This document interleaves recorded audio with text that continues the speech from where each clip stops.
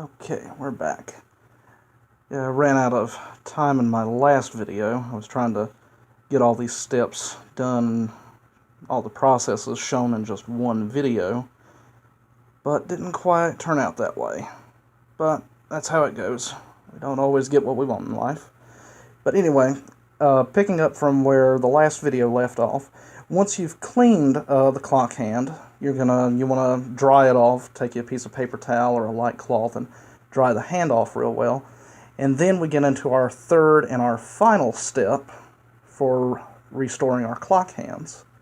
The final step is a process which is called bluing. These steel hands are heat treated. When they were originally made, were heat treated, and this excuse me, this heat treatment would develop a deep blue, purple, or black color to the surface of the steel. And the method I like to use a little micro butane torch to do the job. There's another method, an oven method, which works just as similar as this one does, but it takes a little bit longer. This one will do the job in just a matter of seconds, which is why I prefer it.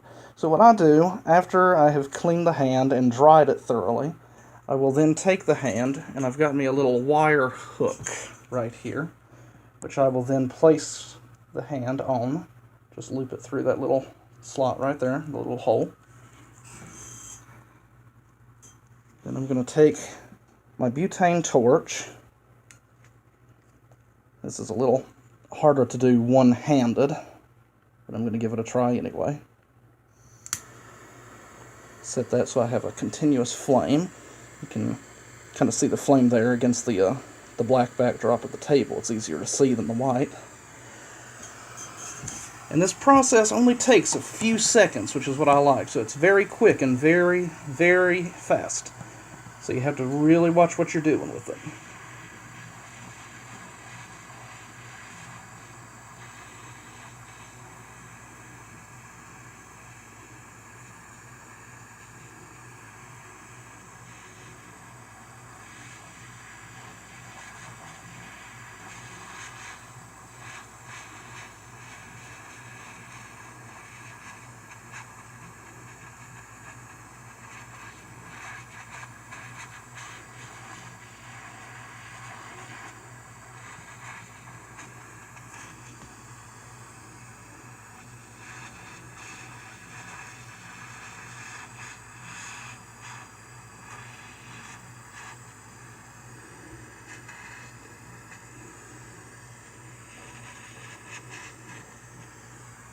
Shoot.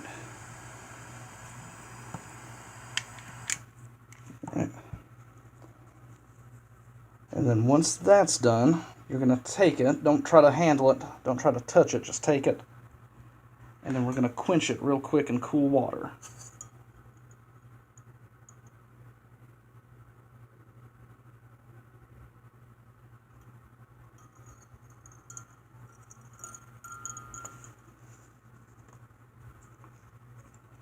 Let it drop off there.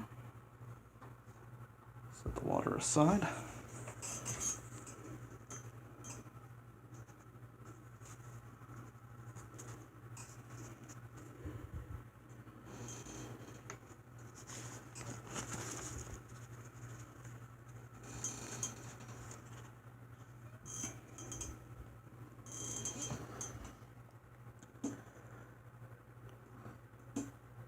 And there we have it.